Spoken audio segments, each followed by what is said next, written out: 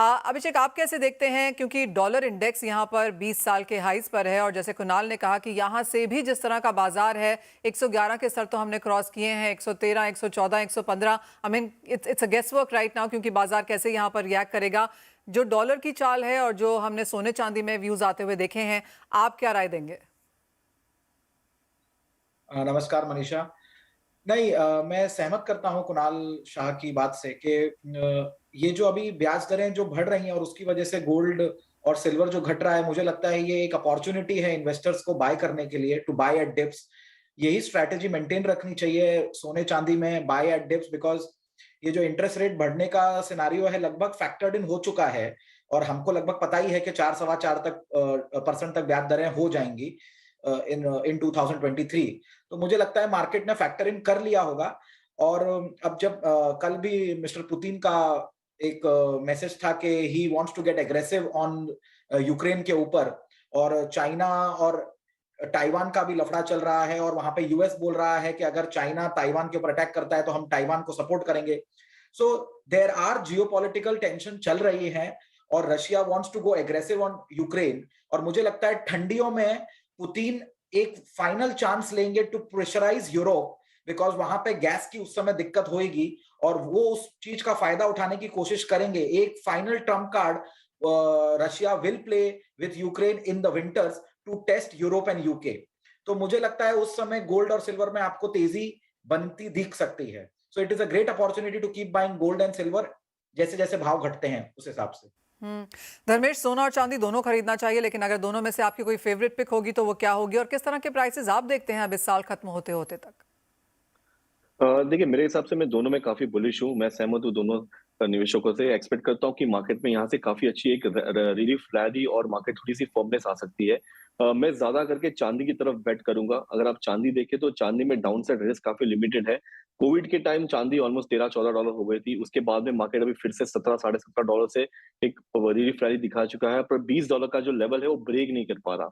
Fundamentally technically दोनों side में मुझे लगता है कि चांदी विल बी द बेटर बेट, क्योंकि अगर यहाँ से मार्केट अगर घूमता है और डॉलर इंडेक्स में थोड़ी सी भी गिरावट आनी स्टार्ट होती है, तो चांदी आपको काफी मुनाफे के सौदा दे सकते हैं, क्योंकि इसमें काफी वॉलेटिलिटी होती है। तो मैं रेकमेंड करूंगा कि आप चांदी में बेट करें। चांदी फिर से अपसाइड अराउंड 3 से 4 हजार की रैली आपको शॉर्ट टू मीडियम सम 1 से 2 महीने के अंतराल में दिखा सकते हैं, अगर मार्केट स्टेबल हुआ तो। प्लस रुपया भी वीक हो रहा है, उस कारणवश आपको डबल इम्पैक्ट मिलेगा, जबकि एमसीएक्स में तेजी तेजी से चांदी बढ़ेगी। तो मैं चांदी की तरफ बेट करूंगा। मैं रेकमेंड करूंगा निवेशकों को कि मे बी आप दिसंबर एक्सपायरी तक अपनी पोजीशंस में लॉन्ग रहे। यहाँ से एटलीस्ट $21-22 तक की रैली आपको अंतर्राष्ट्रीय मार्केट में और डोमेस्टिक मार्केट में एटलीस्ट ₹5,000 की रैली आपको देखने मिल सकती है। रवि, आप कैसे देखते हैं करंट बाजार यहाँ पर, और एक रुपये पर भी कॉन्वर्सेशन आप सभी से करना चाहेंगे। आप जिस तरह का डिक्लाइन हमने रुपए में इस हफ्ते में आता हुआ देखा है, पिछले एक महीने में भी आता हुआ देखा है, क्लियरली 80 के स्तर बहुत आराम से टूटते हुए नजर आए हैं। और जिस तरह से बाकी इमर्जिंग मार्केट करेंसीज या डेवलप मार्केट करेंसीज को हम देखें, उस लिहाज से उस कंपैरिजन में रुपए में जो गिरावट है वो थोड़ी कम है।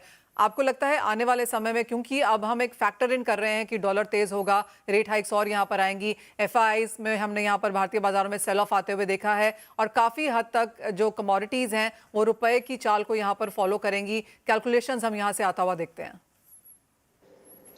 जरूर से आपने राइटली पॉइंट आउट किया, जो रुपये है वो आउट परफॉर्म कर रहा है और हमारी इकोनॉमी भी आउट परफॉर्म कर रही है। क्योंकि अगर हम जीडीपी इन्फ्लेशन का डिफरेंशियल देखें तो चाइना के अलावा कोई भी, हम चाइना एंड इंडिया, ये दोनों के अलावा कोई बड़ी इकोनॉमी नहीं है जो अभी पॉजिटिव स्प्रेड में चल रहे।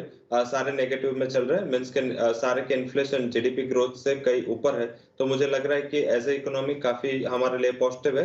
हालांकि रुपये वीक हुआ, उसका बेसिक रीजन जो लास्ट मोमेंट में हुआ, उसका रीजन ये है कि आरबीआई के पास जो फॉरेक्स रिजर्व थी वो हायर लेवल पे 650 के करीब पहुंचना आई थी, वो अभी कम होके अभी नीचे 560 के 550 के करीब पहुंच चुके हैं। तो बेसिक ये रीजन है जिस हिसाब से आरबीआई का जो इंटरवेंशन है जो फॉरेक्स मार्केट में होना चाहिए, इतना इंटरवेंशन आरबीआई की ओर से अभी पॉसिबल नहीं है। तो मेरे हिसाब से ये सबसे बड़ा रीजन है। अदरवाइज हम अभी भी पॉजिटिव है। वैसे पीयर्स से देखे तो वॉन हो या चाइनीज युआन हो, सारे के सामने हम अच्छा आउट परफॉर्म कर रहे हैं और आगे भी ये आउट परफॉर्मेंस जारी रहेगा। क्योंकि एफआईएस का जो सेल ऑफ था वो थोड़ा पैनिक था, बट अगर 81 के पास रुपये हुआ तो एफआईएस को भारतीय मार्केट से बेच के लॉस होगा। तो मुझे लग रहा है कि एफआईएस का सेल ऑफ यहाँ पे कम होना चाहिए।